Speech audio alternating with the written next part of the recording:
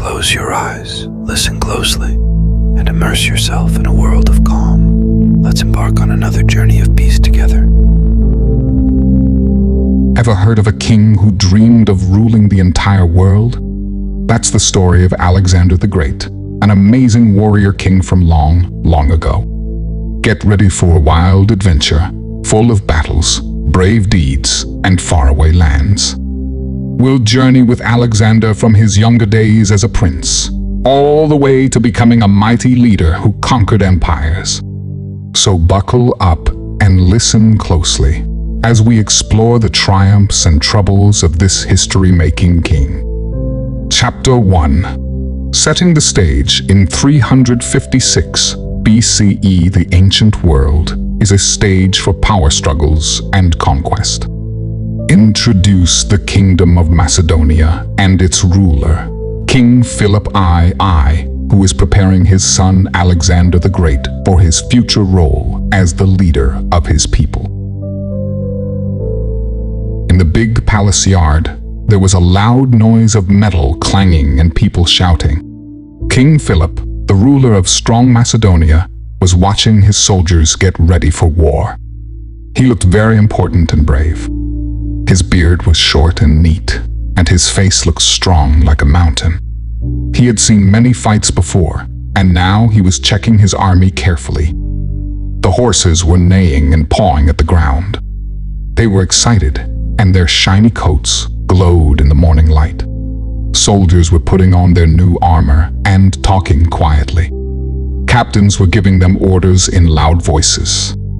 Everyone in the yard felt excited about winning a war soon. The air smelled like leather, and everyone wanted to be famous. Here, with the king watching, Macedonia's army was getting very strong and ready to fight and win new lands. Across the palace, in a quiet room with books, Alexander the young king was deep in thought. He was tall and strong, and just as smart as he was brave. He was talking to his old teacher, Aristotle, a very wise man who knew a lot about everything. People can't just use their brains to fight, Alexander said loudly. They need to be passionate too. That's what makes them great. Aristotle stroked his beard and looked at the bookshelves. That's true, he said slowly, but if you're only mad, you can't fight well. You need both brains and bravery. His eyes looked deep into Alexander's, like he was thinking hard.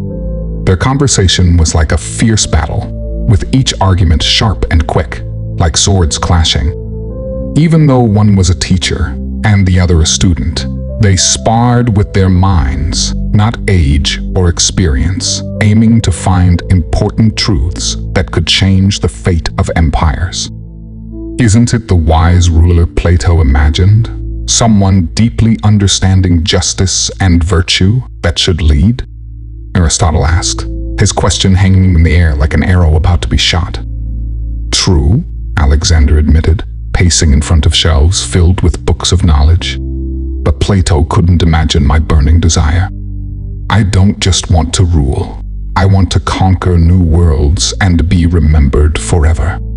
In the quiet room filled with books, these two brilliant thinkers debated big questions about power and purpose, while outside, the sounds of war machines started, setting the scene for a story that would be remembered for ages. As the morning sun rose, casting long shadows over the training grounds of Pella, Alexander stood out among the soldiers. Wearing shiny armor passed down from his ancestors, he moved gracefully amidst the chaos of preparing for war. His helmet's red plumes swayed as he gave commands, showing his natural authority. "Move forward," he shouted, his voice echoing through the ranks. The soldiers, all dressed for battle, moved together like a powerful force, ready to fight. Alexander led them on his horse, Bucephalus, their hooves pounding the ground with determination. "Keep your shields close and hold your spears steady," he directed, riding along the line. Each soldier stood strong, like trees in a forest, disciplined and ready. Alexander guided them with incredible foresight, like a conductor leading an orchestra, every move part of a strategic plan.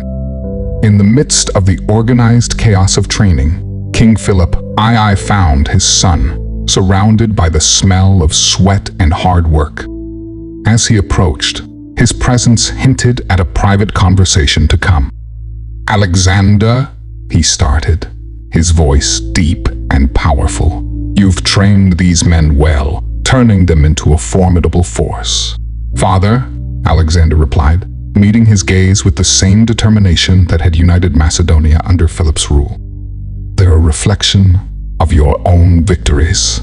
These men are prepared to follow the path our destiny demands." "Yes, they are the weapon," Philip said, looking at the soldiers with pride. "But it's the hand that wields it that must be steady. Your ambition, while it drives greatness, must not consume you." "Let it consume me then." Alexander's words were firm, because fire transforms. "I'll either conquer worlds or be forgotten in history's winds. Remember, my son." Philip's hand rested on Alexander's shoulder, heavy with wisdom. Ashes nourish the soil for new empires. But it's the foundation wisdom, patience, respect for the throne that ensures their success. They stood together, king and heir, on the edge of legend. In the silence, an unspoken agreement was made, acknowledging the weight of their legacy and the allure of immortality. "Come," Philip said, turning towards the horizon, "let's talk about what lies beyond these fields." They walked back to the palace, their figures strong against the backdrop of an era about to change. In the quiet palace library, Alexander studied old books and maps. He traced the lines on the maps, imagining the places he could conquer. Each map showed lands waiting to be ruled. As he read about past conquests, he felt more determined to achieve his own. He pictured the cities he would conquer, the rivers that would spread his fame, and the mountains that would witness his victories. His eyes, like those of his royal ancestors, showed his strong desire not just to witness history, but to make it happen. His ambition was huge, and he was determined to succeed. As he read, he felt a connection with the wise people of the past. He saw himself as someone chosen to change the course of history, to become a famous leader through his victories in battle and his influence on the world. In the blazing sun of the training grounds, Alexander's sword moved like poetry. It was like an extra part of him, slicing through the air with deadly grace. He fought imagined foes, showing off his perfect technique, smooth, exact, and effortless. Clanking of his armor added to the rhythm of battle, announcing the arrival of the warrior king. Riding on Bucephalus, his powerful horse, Alexander and his steed moved as one. They were like a force of nature, muscles and tendons working together to dominate both land and combat. Bucephalus responded to Alexander's every command, gliding around the arena, their hooves drumming out their unity. Alexander's skill with horses wasn't just a talent. It showed he was ready to lead, ready to charge into battle to fulfill his dreams. In the quiet moments of training, Alexander not only strengthened his body, but also his spirit. Each drop of sweat, each labored breath, was a sacrifice to his future victories. As he sheathed his sword, the sound of metal against leather was a promise, a reminder of the destiny he aimed to fulfill. Deep within him burned a fire that could build empires or destroy them. His veins didn't just carry blood, they held the potential to reshape the world in his own image, waiting for the day he would unleash it. 7-8.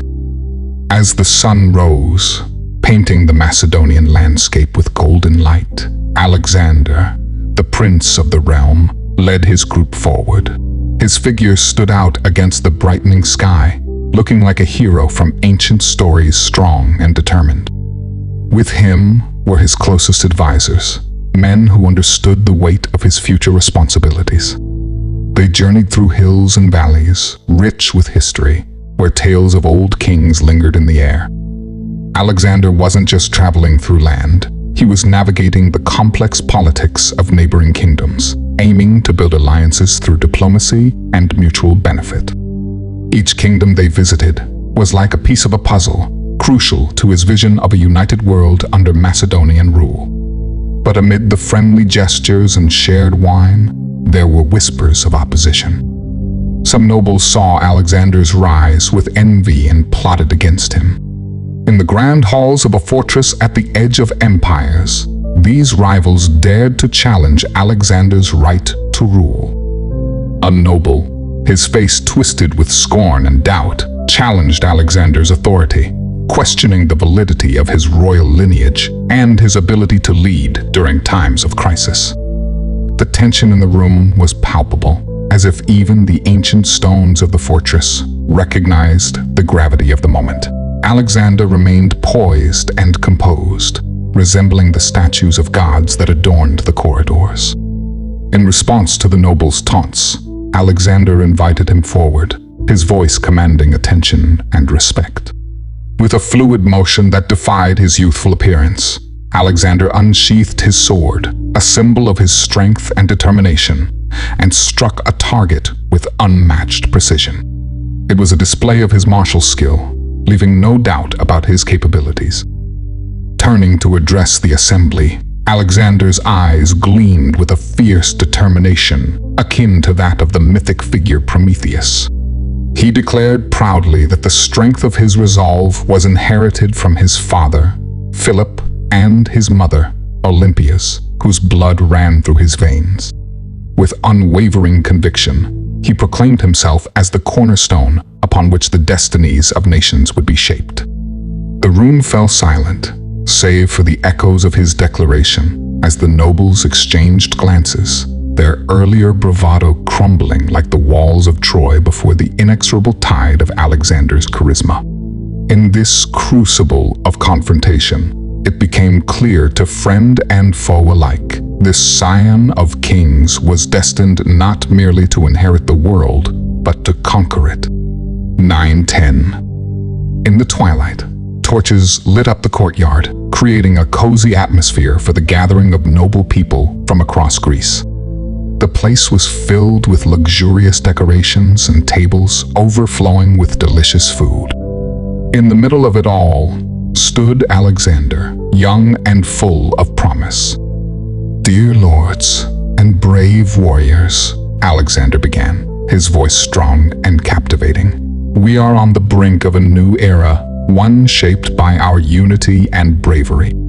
The crowd listened intently, hanging on his every word, as if they were banners of victory about to unfurl.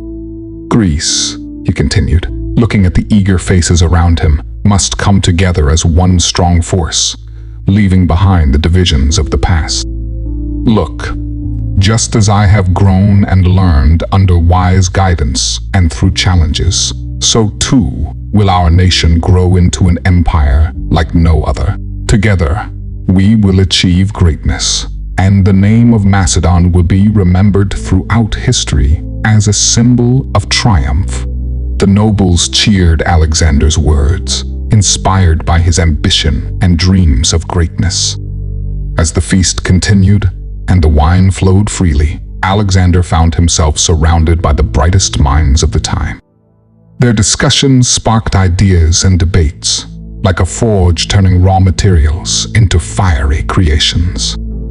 "Great Aristotle says that the purpose of war is peace," Alexander pondered, his eyes shining with excitement. "But peace is like a fleeting dream, always slipping away. Shouldn't we pursue her with determination, like persistent suitors?" The scholars, used to being treated with deference by students of lesser rank, looked at Alexander with admiration and curiosity. Here was a young man who could wield both sword and intellect, challenging their beliefs with boldness and respect. "Prince Alexander," one philosopher pondered, his face showing deep thought, "your hunger for knowledge seems boundless. But how do we reconcile seeking wisdom with the violence of war?" "Ah," Alexander replied, his expression serious. "It's in our nature to bring order to chaos. We must guide the world toward a better place where reason rules.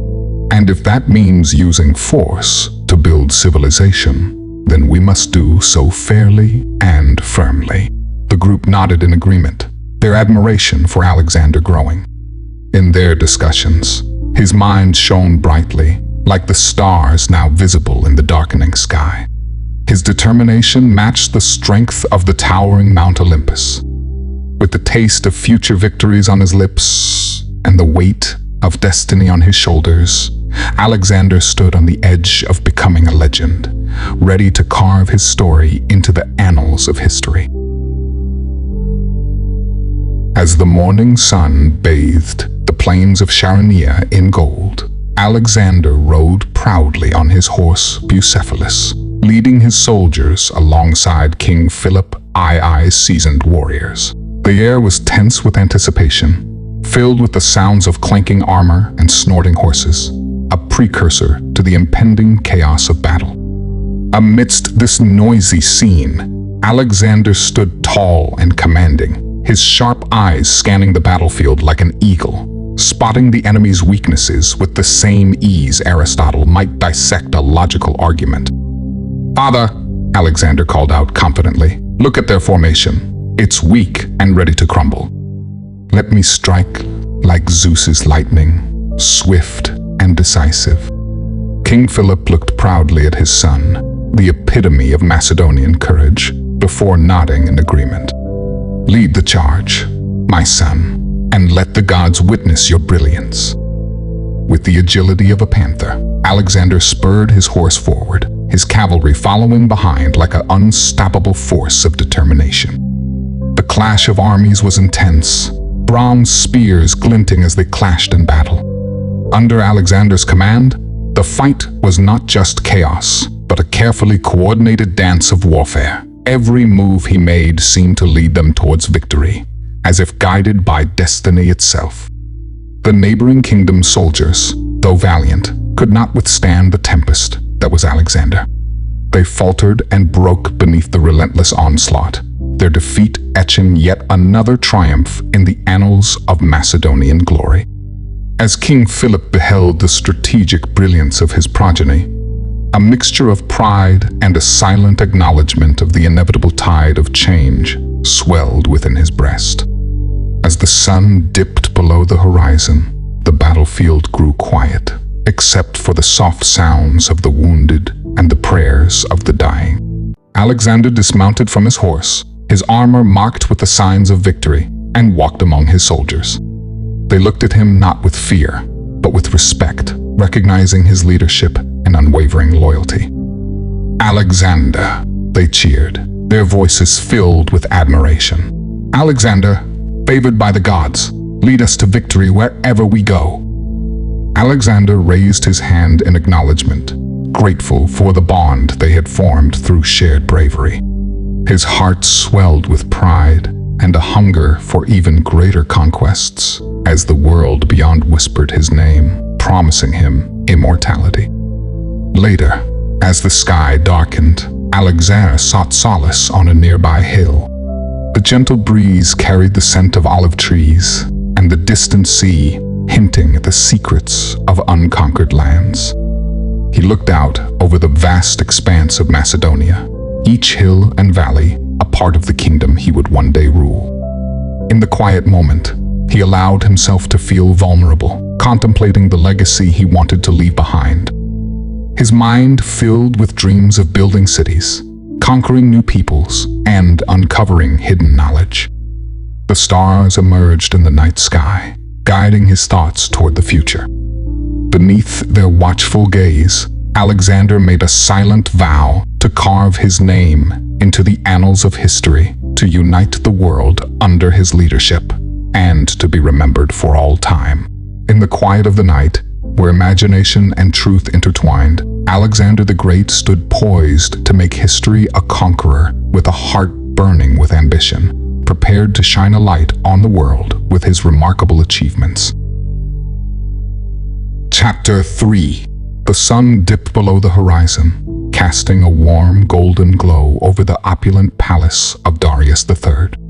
The scent of exotic spices and fragrant flowers wafted through the air, mingling with the soft rustle of silk robes as advisors and courtiers filled the throne room. At the center of it all sat Darius, his piercing eyes scanning the faces surrounding him, searching for any sign of weakness or treachery. "Your Majesty," one of his advisors began, a tremor in his voice betraying his unease. "I bring news from the Western Front. Alexander of Macedon has claimed yet another city for his ever-growing empire." Darius's knuckles whitened as he gripped the armrests of his throne, his jaw clenched in frustration. How is it possible for one man to conquer so much in such little time? He growled, his eyes flashing with determination. "Alexander's military tactics are unparalleled, Your Majesty," another advisor chimed in, the words catching in his throat as if he were afraid to speak them aloud. "His soldiers are fiercely loyal, and they fight with a fervor that is rarely seen." "Enough!" Darius barked, silencing the murmurs that had begun to ripple through the room. "We must not allow this upstart to threaten our great empire. I will not rest until I have put an end to Alexander's ambitions." "Your Majesty," one of his most trusted advisors, Artashir, spoke up, his voice steady and even. "Perhaps it would be wise to consider a more strategic approach. Alexander's forces may be formidable, but we have the resources and might of the Persian Empire at our disposal." "Artashir speaks the truth," another advisor agreed, emboldened by the supportive nods from the others. "If we can anticipate his next move, we can counter his strategies and protect our lands from further encroachment." "Very well," Darius conceded, his eyes narrowing as he considered their words. "What do you propose?" "First, we must gather intelligence on Alexander's movements and plans," Artashir began, his voice gaining strength as he outlined his strategy. "We can use our network of spies to intercept communications and gather information that will be invaluable in formulating our countermeasures. Secondly," he continued, "we must strengthen our defenses along the borders of our empire. We cannot allow Alexander to gain even an inch of our territory without a fight. Lastly, we must rally our people and our allies to our cause," another advisor added, his chest swelling with pride at the thought of defending their great empire. "We cannot face this threat alone, but united, we are invincible." As the advisors' voices rose in excitement, Darius felt a flicker of hope ignite within him. He knew that the road ahead would be fraught with challenges, but he was determined to protect his empire at all costs. The fate of the Persian Empire rested in his hands, and he would not let it fall to the likes of Alexander the Great. "Very well," he declared, his voice ringing with authority. "We shall put these plans into motion immediately. Let it be known that Darius, I, King of Kings, will not bow to the whims of a foreign conqueror." The sun blazed mercilessly over the sprawling encampment as Darius, clad in gleaming armor, strode down the serried ranks of his assembled soldiers. The air was thick with anticipation and the scent of sweat and determination. His keen eyes scrutinized each warrior, their battle-hardened faces, the lethal sharpness of their weapons, and the unwavering loyalty shining in their gazes. The King of Kings knew that these were the men who would defend the very heart of the Persian Empire against Alexander's insatiable appetite for conquest. "Your Majesty," a grizzled general greeted him, snapping to attention with a salute that was echoed by the thousands of soldiers behind him. "We stand ready to serve and protect the empire." "Your dedication is commendable, General Karun," Darius replied, offering the man a nod of approval. "Together, we will ensure that Alexander's ambitions are thwarted and the glory of Persia remains undiminished."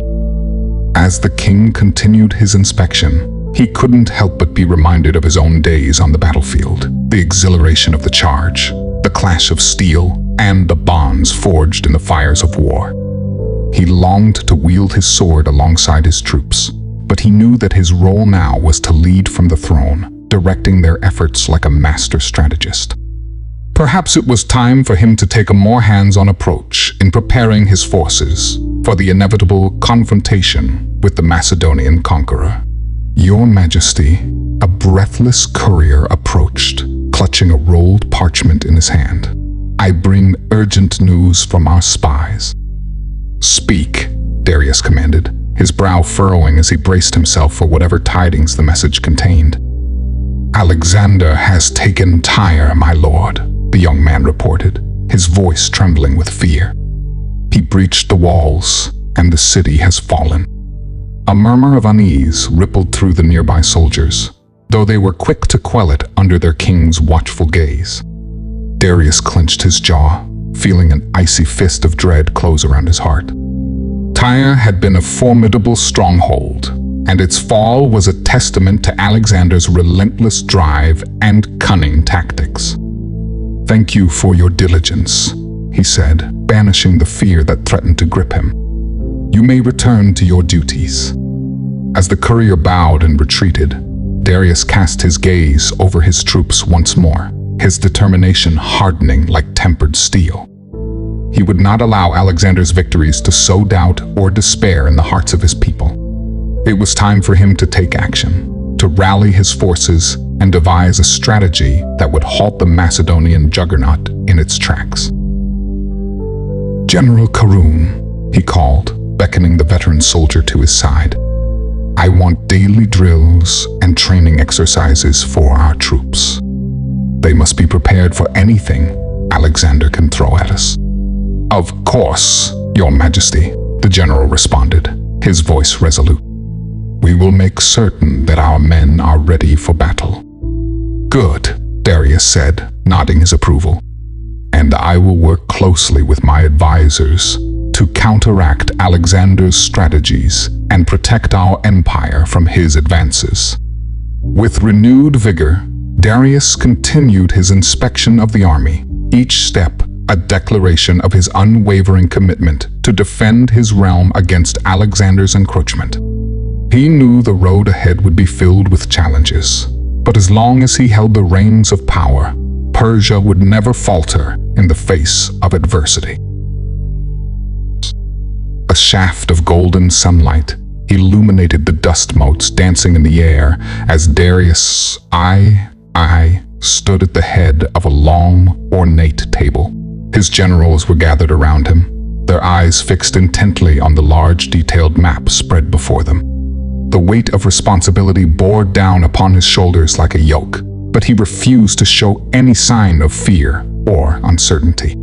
Instead, he reached for a brass figurine representing Persian forces and moved it purposefully across the parchment. "General Shapur, I want you to strengthen our defenses along this river," Darius commanded, his voice steady and strong. "Alexander will surely attempt to cross with his forces. We must be prepared."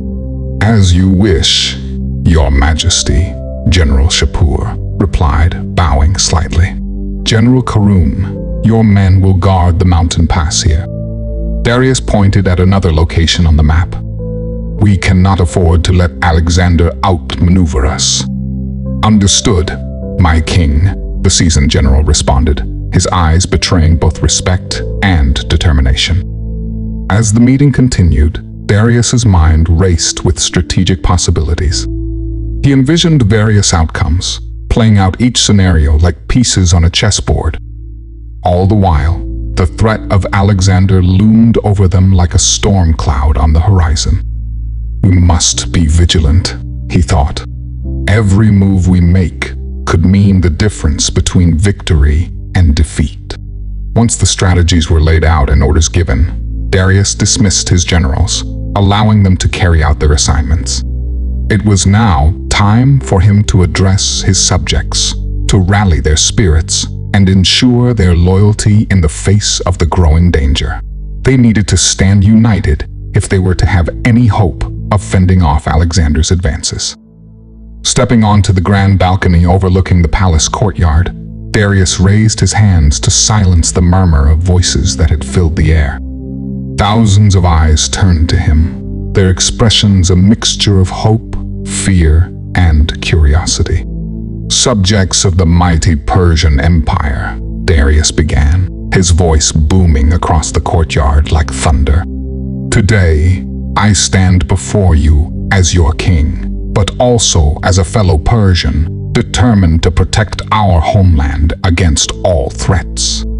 He paused for a moment, gauging the reactions of the crowd. Their faces were wrapped with attention, hanging on his every word. "Alexander the Macedonian seeks to conquer our lands, but we will not allow him to trample upon our proud history and culture. We shall stand firm against his advances, united in our resolve and bound by our loyalty to each other." As he spoke, the faces in the crowd seemed to light up with renewed hope and conviction. Each word he uttered seemed to fan the flames of their determination, forging them into a single, unyielding force.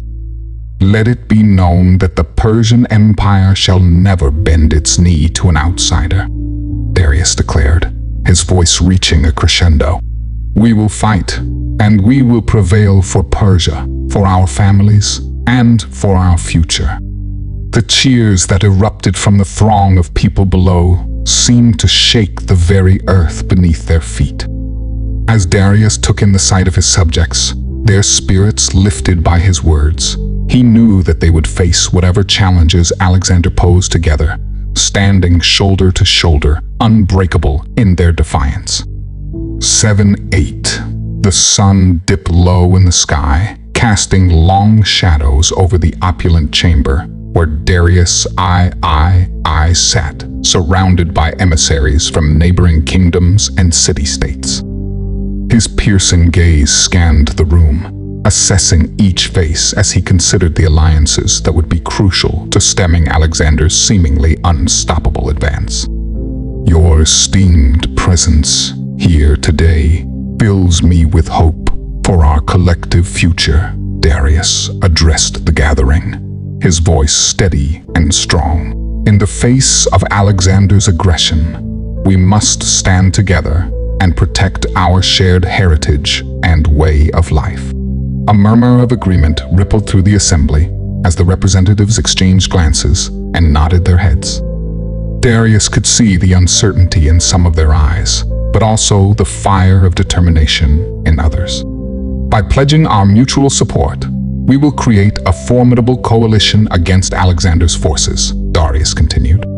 "Together, we can ensure that his empire does not encroach on our lands and swallow up our kingdoms and city-states." "Your Majesty," a grizzled emissary from a neighboring kingdom spoke up, his voice thick with resolve, "we pledge our allegiance to you and your cause. We will fight alongside Persia to protect our homelands." "Thank you," Darius nodded gratefully as more voices chimed in, pledging their support. He knew that these alliances would be essential in the coming battles, as they sought to repel Alexander's relentless advance. But it was not only through diplomacy that Darius intended to strengthen his position.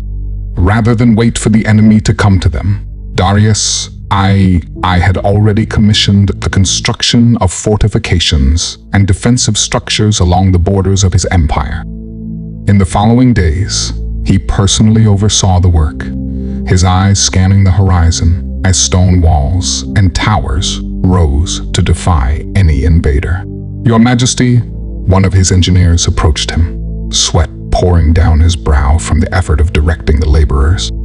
"We are working tirelessly to complete these fortifications, but we must also see to the training and readiness of our troops."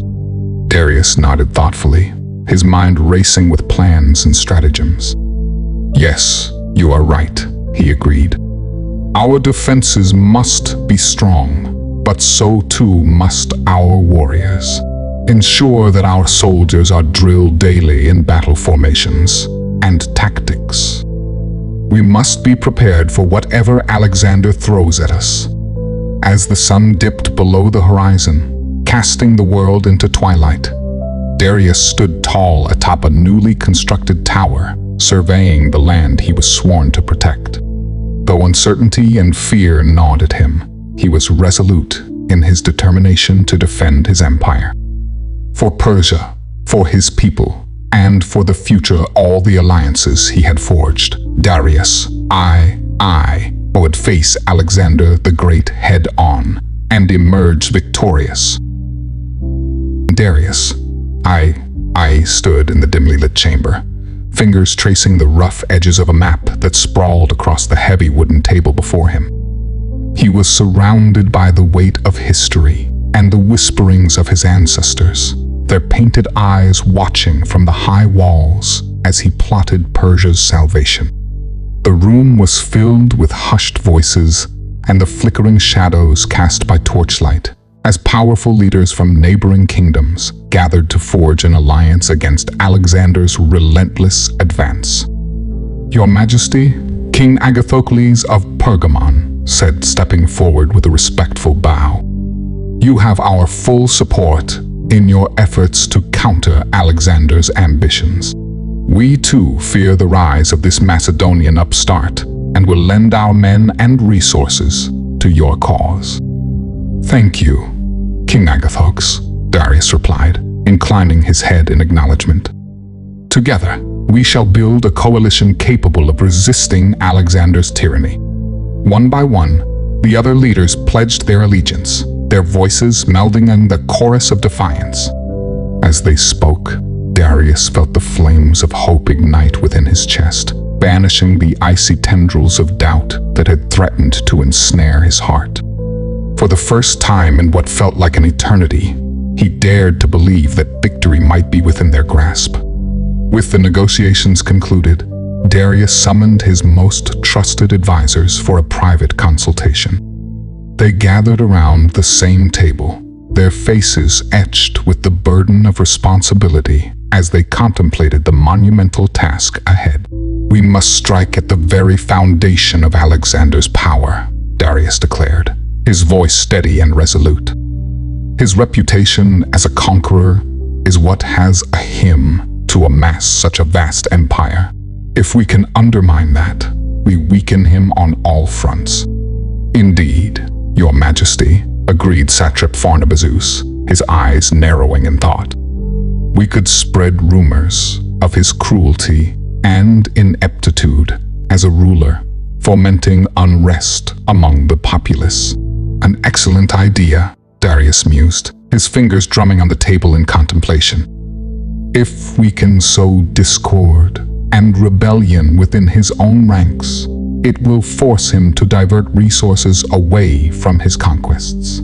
Furthermore, General Mithridates added, "We could send emissaries to the territories he has conquered, convincing them to join our cause. Many of them may still harbor resentment towards Alexander for their subjugation." "Your counsel is wise," Darius said, nodding approvingly. As he looked around at the faces of his advisors, he saw the same determination mirrored in their eyes, determination to save their homeland and protect their people from Alexander's insatiable hunger for power. In that moment, bathed in the soft glow of the torchlight, Darius felt a renewed sense of purpose. He knew the road ahead would be fraught with danger and uncertainty, but as long as they stood united, there was a chance, however slim, that they could change the course of history and preserve the legacy of the Persian Empire. The dimly lit chamber cast an ominous glow on the parchment maps spread across the vast table as Darius I stood hunched over them. The flickering candles illuminated the formidable borders of his empire, taunting him with their vulnerability to Alexander's relentless advance. He clenched his fists and took a deep breath, steeling himself for the trials that lay ahead. "Summon the envoys," he commanded, his voice echoing through the vast hall. His advisors hastened to carry out his order as the doors swung open and a procession of diplomats filed in, heads bowed in reverence. "Your Majesty," began one envoy, his voice trembling slightly under the weight of the task at hand. "We stand ready to serve the Persian Empire and ensure its continued prosperity." "Good," Darius said, his eyes scanning the room as he addressed them all. "You are each being entrusted with a mission of utmost importance. You will travel to the various kingdoms and city-states that border our lands, offering them incentives and rewards for their loyalty and resistance against Alexander. Gold, silver, and precious gems shall be bestowed upon those who remain steadfast in their allegiance to Persia," he continued, his gaze intense and unwavering. Each word he spoke was carefully measured, imbued with the urgency and gravity of the situation. But more than that, they will have the honor of standing alongside us in defiance of a tyrant who seeks to dominate the world. As the envoys nodded in understanding, Darius could see the fire of determination ignite in their eyes. They would not fail him. His faith in their abilities was well placed. "Go forth. Let it be known that the Persian Empire is strong and united. Our enemies must never doubt our resolve or question our allegiance to one another." With that, the envoys dispersed, leaving the chamber with renewed purpose. Darius watched them go, knowing that their success would be crucial in their defense against Alexander. Turning his attention to the task at hand, he began poring over the intelligence reports on Alexander's military tactics and strategies. His eyes narrowed as he studied the intricate details of his enemy's movements, searching for any hint of weakness to exploit. "Interesting," Darius muttered under his breath, his mind racing as he connected the dots between troop formations, supply routes, and conquered territories. "It seems Alexander has a penchant for exposing his flanks during battle. Perhaps," he mused, tapping his fingers rhythmically on the table, "we can use this information to our advantage. If we can catch him off guard and strike where he least expects it, we may be able to turn the tide in our favor." Deep in thought, Darius contemplated the various scenarios that could play out on the battlefield. He knew that no plan was foolproof, but with each piece of information he gathered, he felt better equipped to face the formidable adversary that was Alexander the Great. And although uncertainty loomed on the horizon, one thing was clear: he would stop at nothing to protect his empire and his people from the encroaching threat. The sun dipped low in the sky, casting an orange glow over the opulent palace gardens as Darius I paced back and forth on the marble terrace. His mind was a whirlwind of thoughts, strategies, and anxiety. He clenched his fists, feeling the weight of the entire Persian Empire resting solely upon his shoulders. "Your Majesty," a voice interrupted his thoughts. Darius turned to see Lord Ardavan, one of his advisors, approaching with a hesitant gait. "Might I speak with you privately?" "Speak," Darius commanded, his voice firm and unwavering. "Your Majesty, I have been giving much thought to our situation, and I believe there may be another way to deal with Alexander." Ardavan paused, gauging Darius's reaction. "Perhaps we could negotiate with him, offer concessions, or even an alliance." "An alliance?" Darius's eyes flashed with fury. "You would have me bow down to this upstart conqueror who seeks to destroy everything we've built?" "No, Ardavan. We will not bend to Alexander's whims. I will defend my empire and my people, whatever the cost." "Forgive me, Your Majesty," Ardavan pleaded, visibly shaken by Darius's response. "I meant no disrespect. I only wish to present all options for your consideration."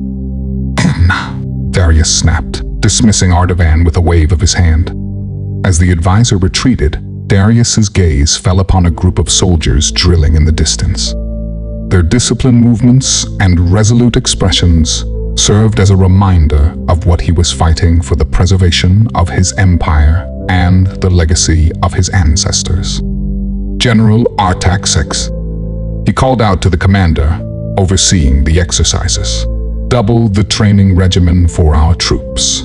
We must be prepared for any eventuality."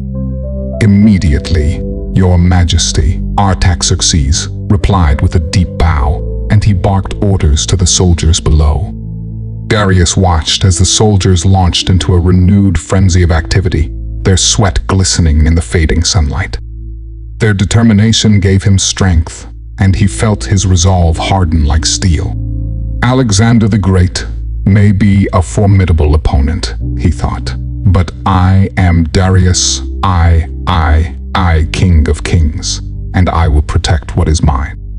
He knew there would be no negotiation, no compromise.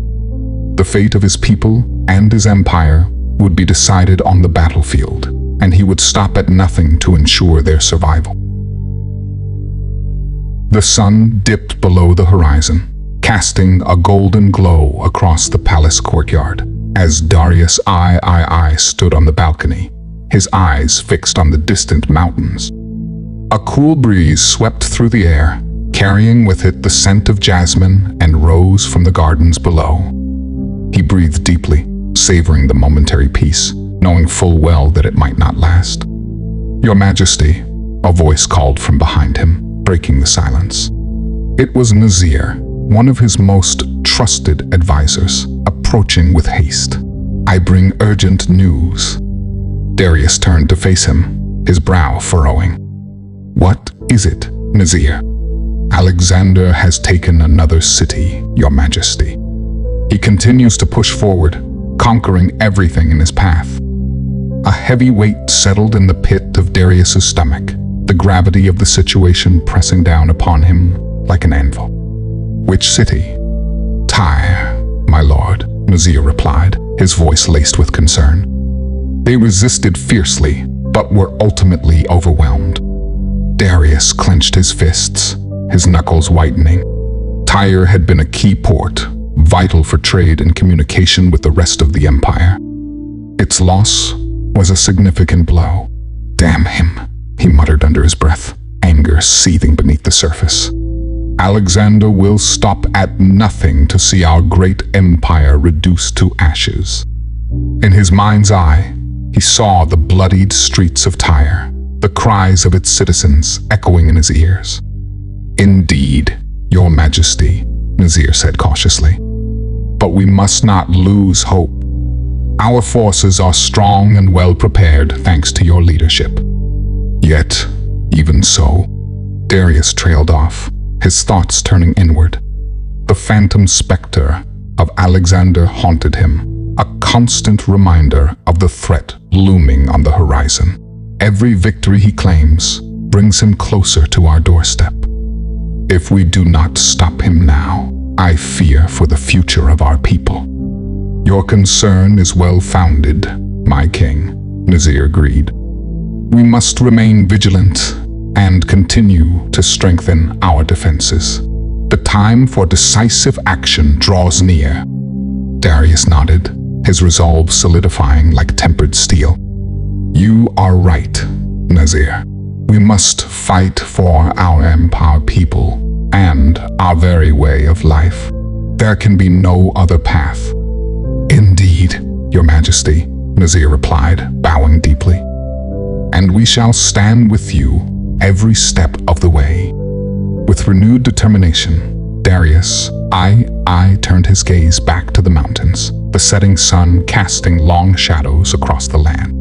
The clash between empires was all but inevitable. But he would not falter, he would not fail. For he was Darius, Kings, and he would protect what was rightfully his until his dying breath. Chapter 4. The beginning of conquest in 334 BCE. Alexander the Great, now king after the assassination of his father, assembles a mighty army and crosses the Hellespont into Anatolia, driven by dreams of glory and whispers of fabled riches in Persia.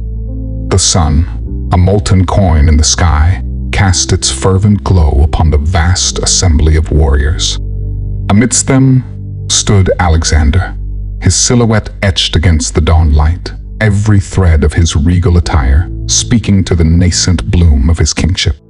A crimson cloak, clasped with the golden likeness of Zeus, rippled in the morning breeze, while the polished bronze of his breastplate mirrored the flame of rising ambition. Around him, the air thrummed with the heartbeat of anticipation.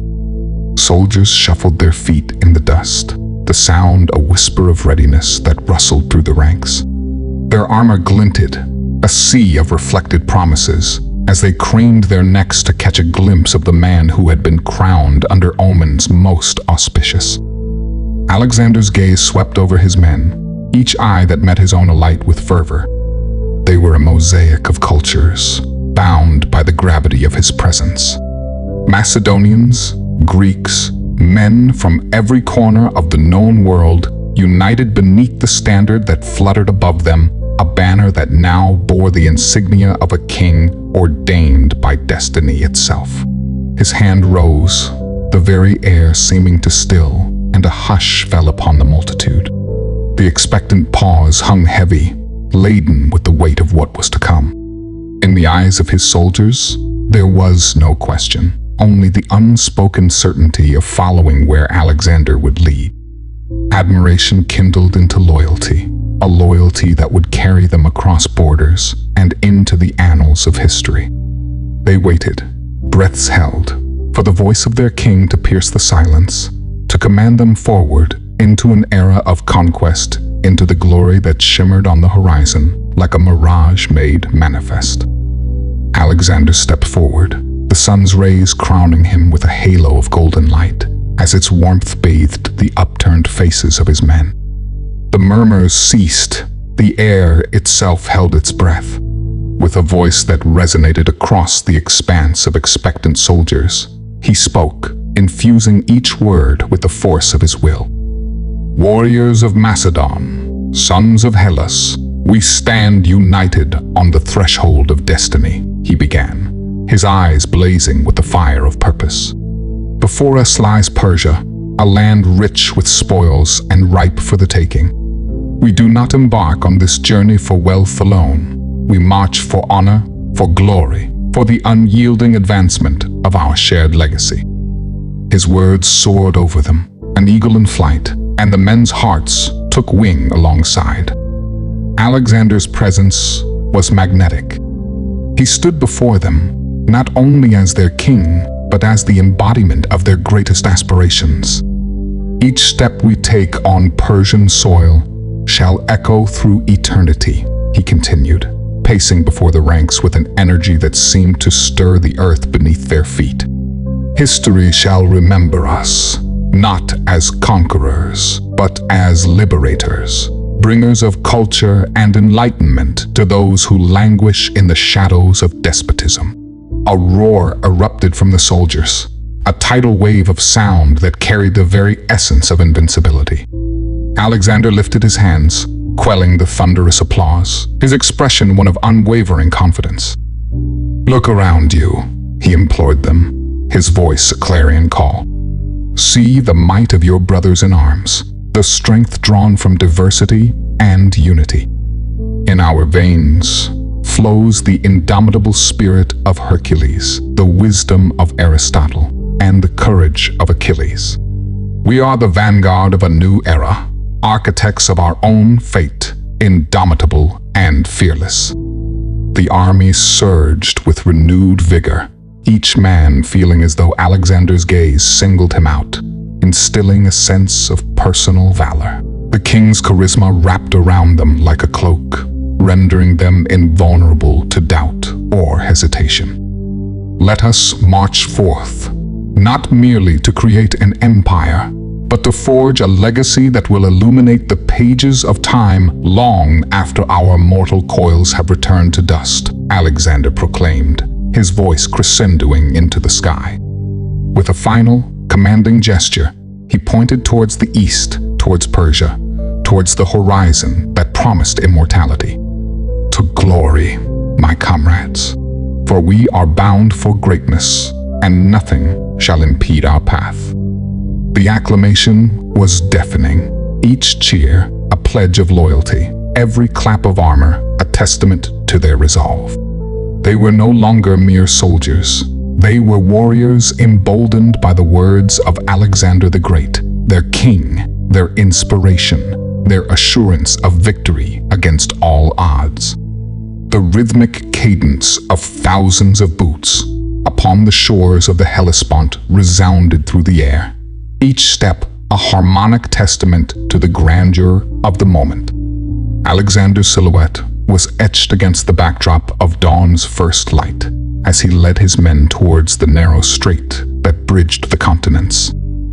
With every stride over the planks and vessels arranged for this historic crossing, the soldiers' purpose swelled within their chests. The waters below whispered of ancient myths and conquests, long past, but none so audacious as the campaign they now embarked upon. Alexander rode at the vanguard, his figure a beacon of the destiny that beckoned from across the expanse. As the army poured forth like an unending river of steel and flesh, the vastness of its composition became starkly visible. Macedonians, fiercely loyal and proud, marched shoulder to shoulder with Greeks, Thracians, and warriors of distant lands, all unified under the banner that rippled above them, a tapestry of valor that interwove their myriad origins into one indomitable force. From the grizzled veterans bearing scars of battles past, to the eager youths whose dreams of glory sparked in their eyes, each man was integral to the living entity that strode forward with singular intent. The phalanx formations, dense with shield and spear, seemed to stretch into infinity, a horizon of might and resolve. This was no mere assembly of troops. It was a manifestation of Alexander's vision, a tangible display of the charisma that had breathed life into their collective ambition. As the sun ascended, casting a golden hue upon armor and wave alike, the Hellespont beneath their feet was more than a gateway to another land. It was the threshold of legend, with Alexander the Great not just leading an army, but heralding an era. The waters churned beneath the hulls of transport ships, wind howling like the war cries of an unseen adversary. Alexander's presence at the fore was as much a beacon as it was a statement of intent. He would not ask of his men what he himself would not endure. Clad in armor that caught the fleeting sunbeams through the siege of clouds, he kept his gaze fixed upon the tumultuous Hellespont, setting a silent example of fortitude. "Steady," he commanded, with a voice that cut through the tempest's roar, his hand raised high to signal the navigators. His eyes, ever watchful, assessed the swelling waves and the resolve of his men with equal measure. The elements themselves seemed to defy them, a final guardian of the lands they sought to claim. Gale-force winds tore at banners and flesh alike, while rain lashed the faces of those who dared look skyward. Yet, underneath the storm's fury, there was an undercurrent of unwavering purpose. All of his men with equal measure. The elements themselves seemed to defy them, a final guardian of the lands they sought to claim. Gale-force winds tore at banners and flesh alike, while rain lashed the faces of those who dared look skyward. Yet, underneath the storm's fury, there was an undercurrent of unwavering purpose that held the army together, an invisible thread woven by their king's unshakable will. "Formations," bellowed a lieutenant, echoing Alexander's silent command. Instantly, the troops adjusted, smaller contingents banding to larger vessels, redistributing weight and manpower with practiced ease. The phalanx units, though hindered by the pitching decks, maintained their discipline, a testament to the rigorous training and strategic foresight that had honed them into more than mere soldiers. They were extensions of Alexander's own spirit, shaped by his tactical genius and his understanding of both men and terrain. As they neared the opposite shore, local tribesmen appeared, brandishing spears and shouting challenges from the weather-beaten cliffs. But Alexander had anticipated this resistance. His archers took position, their arrows nocked with efficient grace. With a simple nod from their king, a volley sang through the squall, dissuading any thoughts of confrontation. It was a clear message. Alexander's army would not be halted by force of arms or nature's wrath. The crossing, though arduous, unfolded with a precision that spoke volumes of the army's cohesiveness and Alexander's meticulous leadership.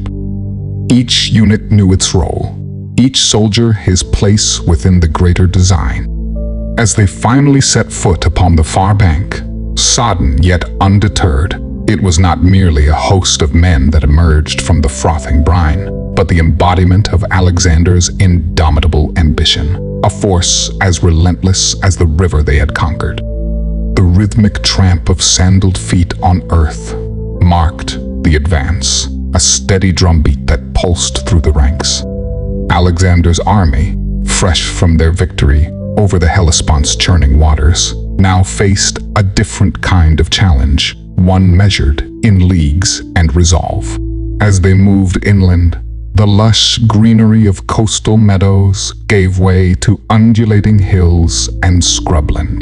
The pliant grass beneath their feet became stiffer, pricklier, as if the very ground shared the soldiers' newfound determination. It was in these transitions, from the familiarity of home to the promise of Persia, where bonds among the men grew strongest.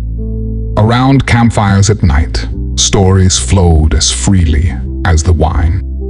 Macedonians, Thessalians, and mercenaries alike shared tales of homes left behind, loved ones yearning for their safe return, and dreams gilded with the spoils of conquest.